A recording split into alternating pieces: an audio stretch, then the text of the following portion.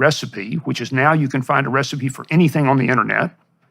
And if you provide them with some sort of rubric so they can among themselves judge it, and you provide them with some gamification, some way to keep score that's fun, and builds a tribe. And builds a tribe. Yeah. And if you can do that, and we do this in groups of 36, the tribe is so complex and interesting, it's all about the tribe. Once the tribe works, we get learning happening at a 2 to 3 times average rate. And most importantly, the academic subjects become unimportant. They all happen. I mean, it happens at a rapid rate. But you're learning self-management, self-governance, and how to get along with people and build a culture. And you can have all the artificial intelligence you want. It can't do those 3 things. Okay, so now let's go back to when you started building this school and walk through it step by step, because I'd really like to understand more deeply how these schools operate. Sure. I know in the Michaela school that I referred to, it's very structured. Yes. And the teachers do the guiding, and it's clear that the teachers are the ones in control. And I was very impressed when I went there, and her results are also very impressive. The children are very secure, and they're very pleased to be there. We had about 6 of them take us around, and they were just randomly selected from the school population. And I asked them a lot of questions. And so they're liking this. You're taking an approach that also requires the children to participate in their own self-organization. Yes. So you could imagine that you could have a system where the basic rules of engagement are established by the authorities, but the game is actually playable. Yes. Or you could have a system where the game that's looser, which would be the system that you set up, where the demand for self-governance is placed in there to a large degree at the beginning. And so this is very similar to a Tocquevillian society that develops from the bottom up. We are providing, though, they don't have to invent democracy or a democratic republic or a tyrannical government. We'll provide them with choices, so you don't have to invent everything from a blank sheet. But by experimenting, it's a very Hayekian, from the bottom up series of experiments, and they learn by doing. And I will tell you that the environment is, it's tyranny one week and Lord of the Flies the next, and they learn to find a medium between freedom and responsibility. And they're continually working on the society. Okay, so what would the experience like? So how young? What's the youngest children that you have in the program? The youngest will be preschool. Okay, so 4, 5, 6. Okay, so what do they experience their first day of school? Okay, so at that age group, it differs a little bit. So there's 36 in the room. It's mostly Montessori-like learning to do real work, so the routines of real work, and free play. And it's only, and so you're beginning to learn to read and write, and I'll get back to that in a minute. Elementary studio is more about important work. So you're doing real chores, you're doing real work, you're helping to start running the studio, and you're playing hard games. And that hard game may be learning math, but it's a hard game. I mean, so these are games. Now, by middle school, you're tackling real world things. You're beginning apprenticeships as early as age 11 or 12.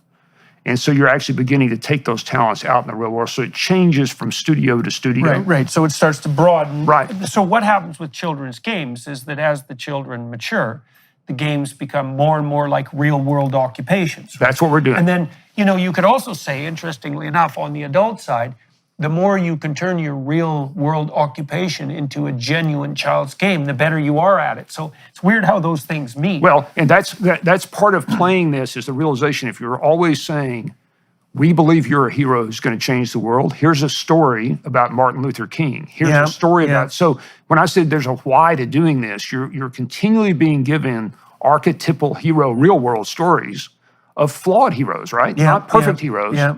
And you're having to work this out at the same time you're working out whether I'm going to hit you in the head at age 5, and if I do, there are consequences. But those consequences are largely meted out by 8-year-olds who are forming their society and learning to form their society. And I will tell you, in our high schoolers and our middle schoolers, 80% of them are better than anybody that graduated from my Harvard Business School class in culture. Because all they better do at what? At culture, at forming a healthy culture. Right. So is that better at negotiating? It's negotiating, it's caring. I'll give you a quick example of how you move up. So no grades. The standards are held by the community. Very high standards. But here's how they work. You keep track of the work you've done, and you earn points. That's effort. Yeah. So how much effort are you putting in? Yeah. Every 6 weeks, there's a public exhibition. The public's invited. It's not a science fair. It's going to be an exhibition of learning. For example, if we're doing the medical biology quest, these young people will be diagnosing diseases of people coming in who have a stack of cards that are their disease. And the winner of the game most accurately diagnoses real diseases for real with real cost. So what do they learn?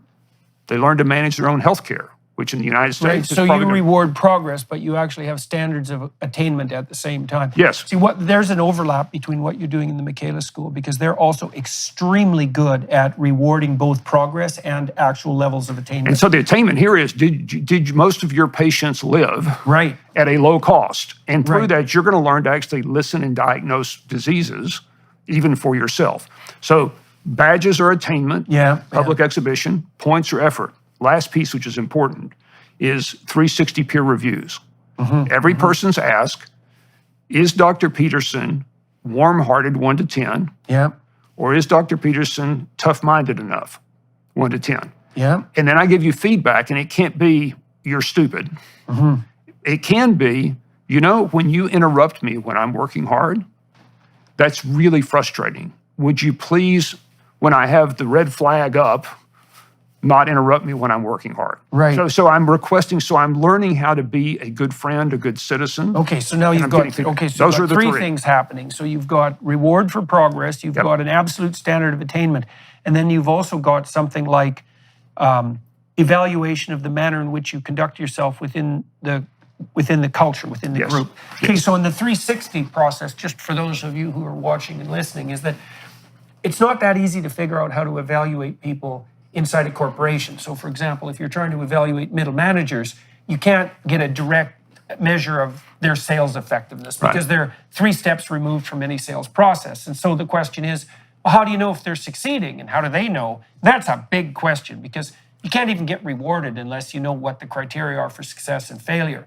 And so one of the ways that corporations have learned to deal with this that's actually quite effective is by doing these processes they call 360s. And in a 360, your subordinates rate you and give you feedback, your peers do, and your superiors do. Yes. And so then that's aggregated. And you can set that up so that it's not, so it's as unbiased with relationship to the hypothetically desirable outcomes as you can manage. But it's an effective way. Compiling multiple reports like that is an effective way of gaining valid, say, diagnostic information. And a great way to learn to give and receive valid criticism. Right? That it's helpful criticism, it's positive criticism. So yes, and criticism, we should also point out, that's not, here's what you're doing wrong.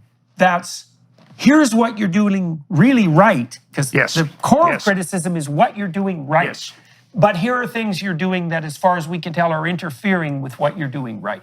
It's a separating of the wheat from the chaff. And that's why almost all of what's offered at the school is growth mindset praise. We appreciate the method of what you're doing. Now, again, adults can't do this. Adults can never make a declarative sentence on campus. Adults can only ask good questions.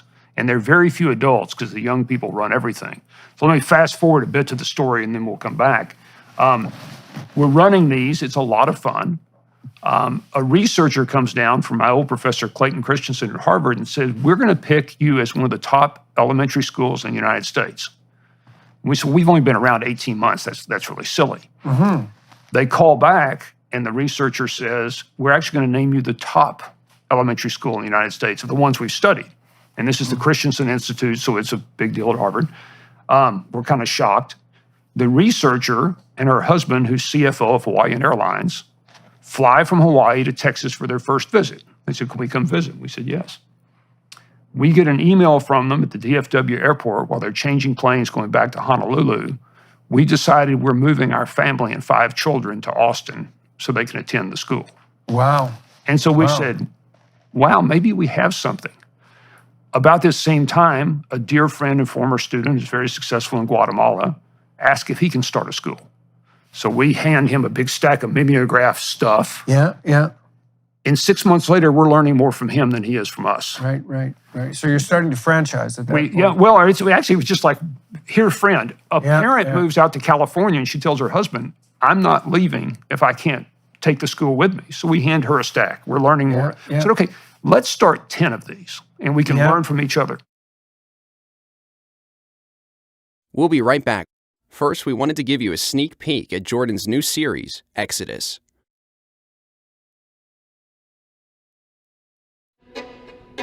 The Hebrews created history as we know it. You don't get away with anything. And so you might think you can bend the fabric of reality and that you can treat people instrumentally and that you can bow to the tyrant and violate your conscience without cost. You will pay the piper. It's going to call you out of that slavery into freedom, even if that pulls you into the desert. And we're going to see that there's something else going on here that is far more cosmic and deeper than what you can imagine. The highest ethical spirit to which we're beholden is presented precisely as that spirit that allies itself with the cause of freedom against tyranny. And yes, there exactly. Is that I want villains to get punished. But do you want the villains to learn before they have to pay the ultimate price? That's such a Christian question.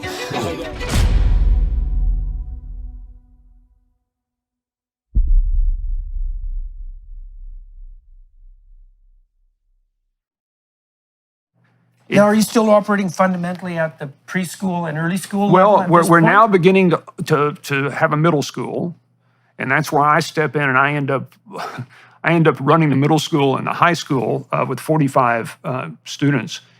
I do that because we've hired this traditional teacher who's won a lot of awards, and the week before we're going to start, he turns to me and says, "You know, when these middle schoolers get out of line, you just jack them up against the lockers and tell them who's